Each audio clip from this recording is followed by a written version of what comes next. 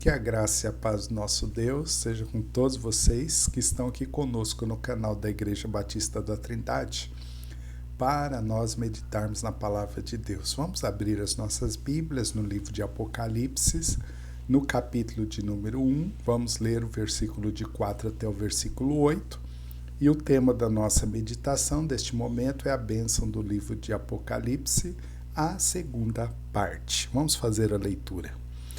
João, as 7 igrejas que estão na província da Ásia, que a graça e a paz estejam com vocês, da parte daquele que é, que era e que há de vir, da parte dos 7 espíritos que estão diante do seu trono, e da parte de Jesus Cristo, a fiel testemunha, o primogênito dos mortos e o soberano dos reis da terra.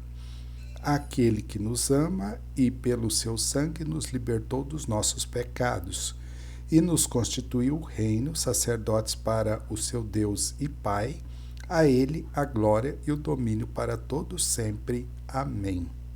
Eis que ele vem com as nuvens, e todo olho o verá, até mesmo aqueles que o transpassaram, e todas as tribos da terra se lamentarão por causa dele, certamente. Amém. Eu sou o Alfa e o Ômega, diz o Senhor Deus, aquele que é, que era e que há de vir, o Todo-Poderoso. Amém. Que Deus abençoe a sua palavra.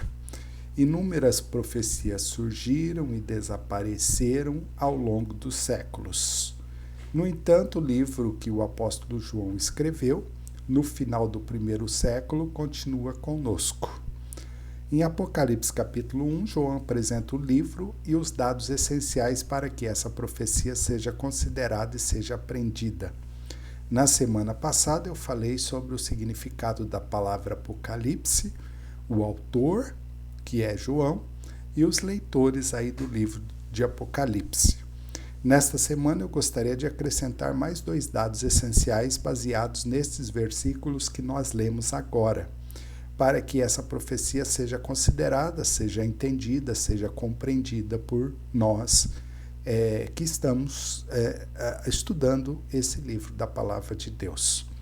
O primeiro dado essencial para que essa profecia seja compreendida é a dedicatória do livro, que está do versículo 4 até o versículo 6.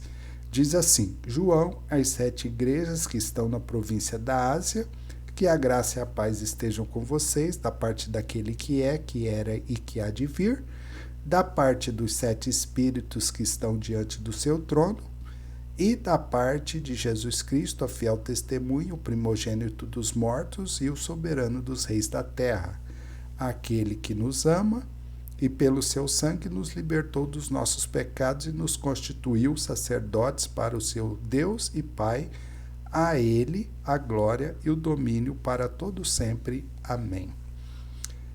João não teve problema algum em saber a quem dedicar o seu livro. Mas antes dele escrever a dedicatória, lembrou os seus leitores que era o Deus triuno que os havia salvo e que os guardaria ao enfrentarem o sofrimento. Aqui nesse texto, nesses versículos que nós lemos, o Deus Pai é visto como eterno. É aquele que é, que era e que há de vir, conforme o versículo de número 8 e o versículo de número 4 também.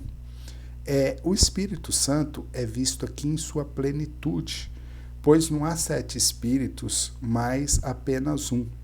É provável que essa ideia refere-se a Isaías capítulo 11, versículo de número 2, que fala o Espírito do Senhor, o Espírito de sabedoria, de entendimento, de conselho, de fortaleza, de conhecimento e de temor do Senhor. São aí 7 facetas, 7 ações do mesmo Espírito. Por isso que João usa esse termo aí, 7 espíritos que estão diante do trono, para fazer jus ao Espírito Santo de Deus. E por fim, Jesus é visto aqui nas três facetas do seu ministério, como profeta, quando João fala fiel testemunha, como sacerdote, quando João fala primogênito dos mortos, e como rei, quando João fala soberano dos reis da terra, aqui do versículo 5. Mas das três pessoas da Trindade, é somente a Jesus que João dedica o seu livro. Ele diz assim: aquele que nos ama e pelo seu sangue nos libertou dos nossos pecados e nos constituiu o reino, sacerdotes para o seu Deus e Pai, a ele a glória e o domínio para todo sempre. Amém. João dedica o seu livro ao Senhor Jesus Cristo, a terceira pessoa da Trindade. E ele vai falar por que ele dedica, porque Jesus fez tudo isso por nós. Foi exatamente isso que Jesus fez por nós. Nos libertou dos nossos pecados, nos constituiu sacerdotes para o seu Deus e Pai. Nós que fazemos parte do povo de Deus, que é a igreja, nós somos reis e nós somos sacerdotes, diz João aqui. Somos reis porque reinamos, porque exercemos autoridade espiritual sobre as pessoas que estão no mundo. E nós somos sacerdotes porque nós servimos a Deus neste mundo. Isso é bom para que nós nunca nos esqueçamos disso. O próprio Deus nos chama de reis e nos chama de sacerdote. E às vezes a gente fica se diminuindo, achando que Deus nos chamou, tentando descobrir por que Deus nos chamou.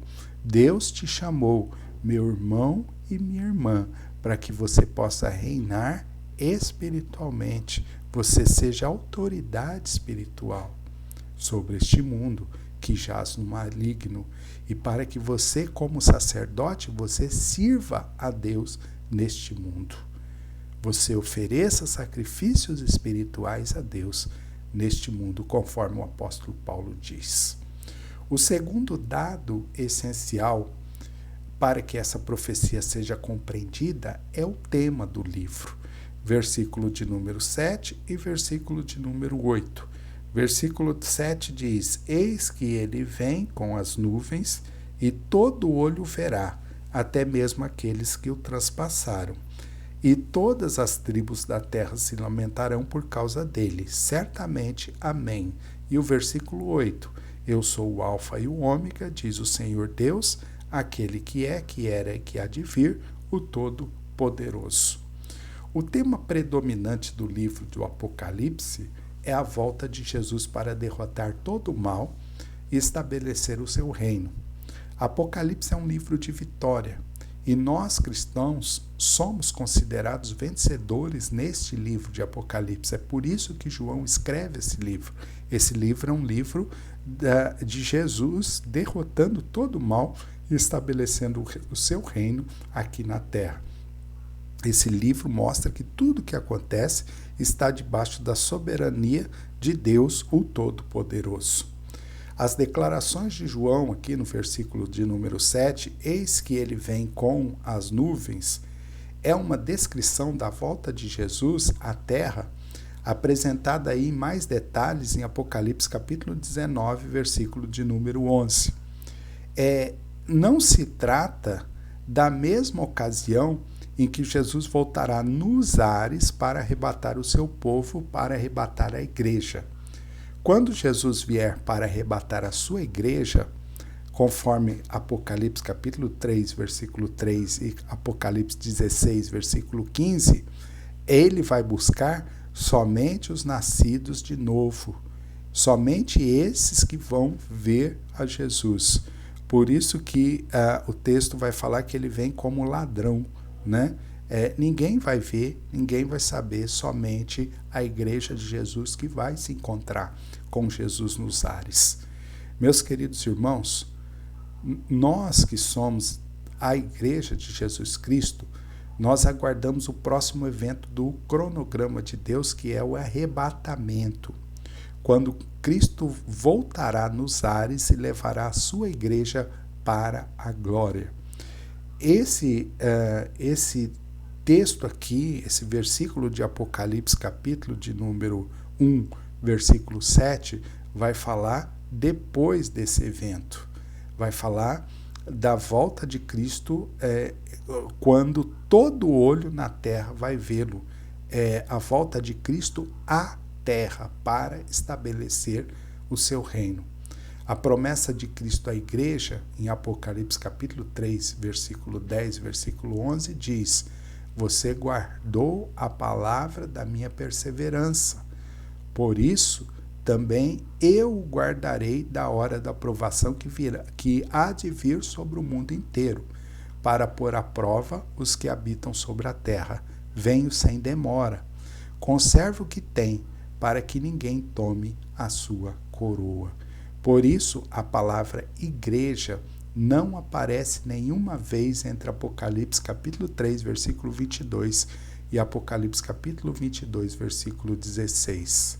Por quê? Porque nesse período que o livro apresenta do 3:22 até o 22:16, a igreja estará na glória de Deus, estará no céu. Nós que somos a igreja de Jesus, nós não passaremos por esse período de tribulação narrado aqui em Apocalipse. Nós estaremos na glória com o Senhor Jesus. E o que Deus deseja de nós, o que Deus espera de você, é que você permaneça firme, servindo e adorando a Deus em todo o tempo, que você conserve a sua fé em Jesus Cristo, para que você não tenha que passar por essa tribulação que é descrita no livro de Apocalipse. Jesus Cristo diz: venho sem demora. Conserve o que você tem para que ninguém tome a sua coroa. Jesus Cristo pode vir hoje buscar a sua igreja e nós devemos estar preparados para esse evento no cronograma de Deus. Que Deus te abençoe e que você esteja sempre firme, servindo e adorando o seu Deus, esperando essa volta de Jesus nos ares para arrebatar a sua igreja. Vamos orar nesse momento. Senhor nosso Deus e amado Pai, nós te agradecemos pela tua palavra e nós te pedimos que o Senhor nos fortaleça cada vez mais na fé, para que possamos vencer, ó Deus, os sofrimentos desta vida e aguardar a volta de Jesus Cristo para buscar a sua igreja. Pois é no nome de Jesus que nós oramos e agradecemos. Amém, Senhor. Amém, Jesus. Que Deus abençoe a sua vida.